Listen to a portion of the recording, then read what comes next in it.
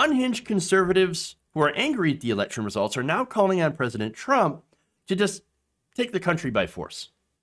Now, this follows, of course, the certification of election results in key states, all of the key states that were, integral to whoever would win the White House: Michigan, Pennsylvania, Wisconsin, Georgia, Arizona. Did I mention Pennsylvania? All of those already certified. Michigan, another one, for Joe Biden. And so Biden legitimately won all those states.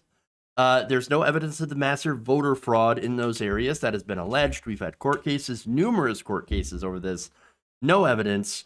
And of course, that means it didn't happen. This was a fair election. Even William Barr, who was a Donald Trump lackey, was forced to admit that the Department of Justice had found absolutely no evidence of widespread voter fraud. None. But that is not stopping Republicans from now pushing for a literal fascist takeover. Starting with, of course, martial law.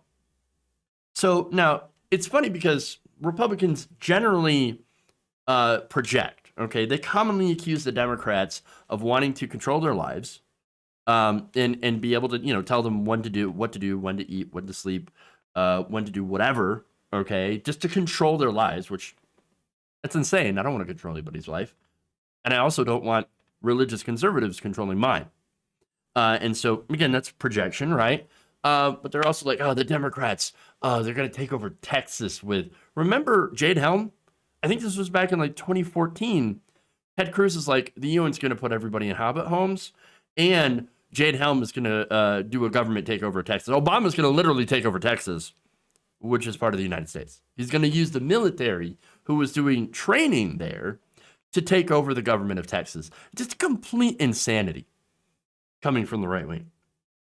And so they continue to, just say these crazy things and do projection. And now they're actually literally talking about this.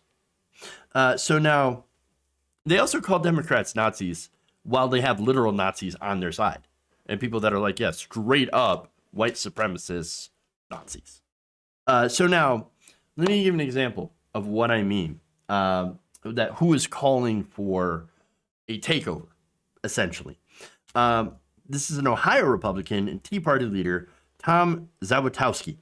So now he took out a full-page ad in the Washington Times to promote a call for the president to, quote-unquote, suspend the Constitution.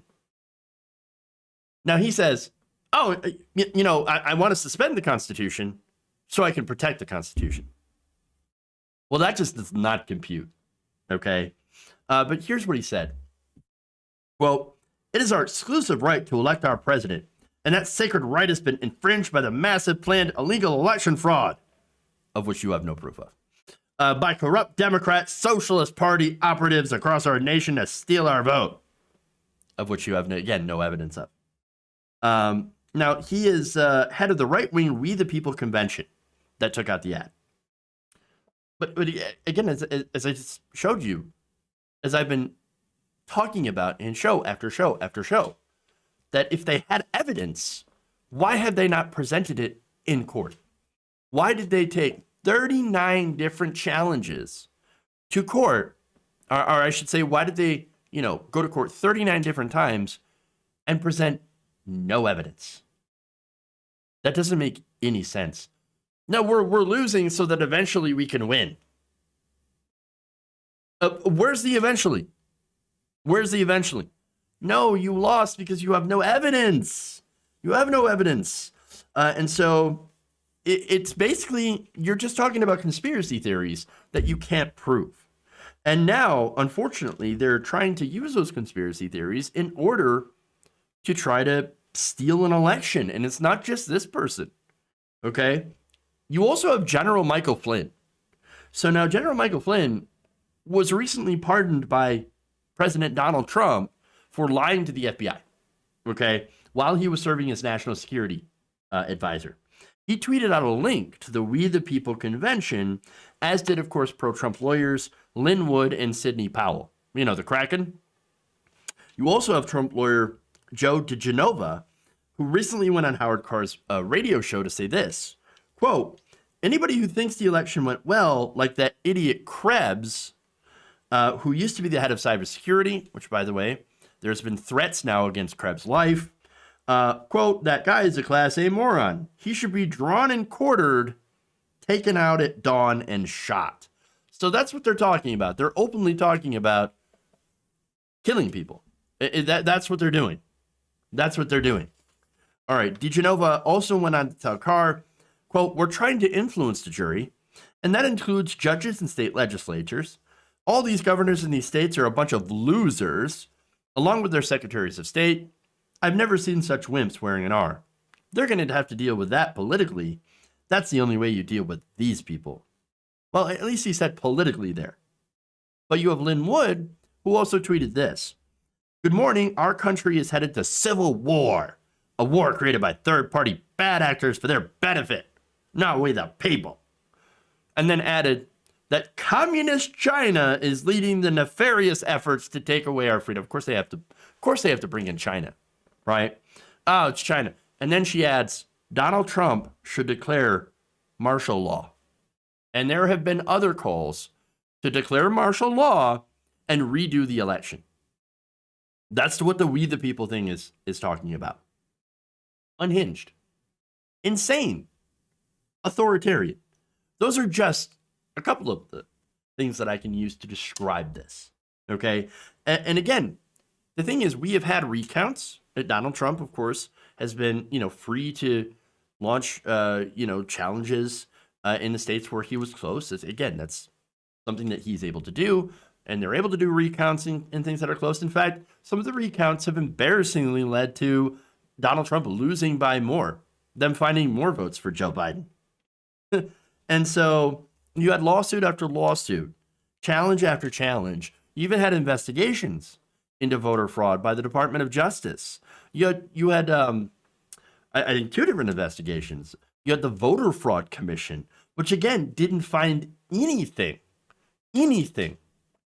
to prove that there is massive voter fraud, both in 2016, which they alleged that, 3 million people voted for Hillary Clinton that were, undocumented or illegal. And so those votes shouldn't count, which happens to be about the margin that she won the popular vote, even though she did lose the Electoral College. They still bitched about it. They still complained about this. But still, here we are. It's not enough. It's never enough. They have no evidence to prove the things that they are claiming. And so generally when you have extraordinary claims, i.e. massive voter fraud to the tune of over 7 million votes, by the way, and in key states, they should at least be able to prove that stuff. But they don't. They don't. And yet they're going to continue saying these unhinged things. And understand that this is really sort of a mask-off moment for the country. We see exactly who these people are now and what they believe. I believe that they're authoritarians to the core. A lot of these conservatives, they're not pro-freedom, they're anti-freedom. They're authoritarians, they're fascist, and some of them want to force their way into staying into power. Now, I hope that this does not happen. Obviously, look, people like Michael Flynn, pretty close to the president. For him to be retweeting stuff like this, that's going to get to the president's ear. I wonder if then, people already, I think OAN, the fringe networks, Newsmax, they're starting to probably talk about this. And I wonder how long it trickles down to maybe a Fox host. I don't know who would say it, whether it be Hannity or Tucker Carlson or whatever, saying, that's it. We need to suspend the Constitution so we can do a do-over for the election just to make sure that it's secure. I don't know who's going to go, but if that does happen, expect Donald Trump to be calling for it. And that, of course, is incredibly damaging, is incredibly dangerous, and would tear the entire country apart. Again, I hope it doesn't happen. Worst case scenario. But I guess the clown coup is far from over. And that's unfortunate for all of us. If you enjoyed this video, please give us a like and share with your friends. You can subscribe and help out the channel by becoming a patron. It's patreon.com/Jeff Waldorf, or you can become a channel member as well by hitting the join button below.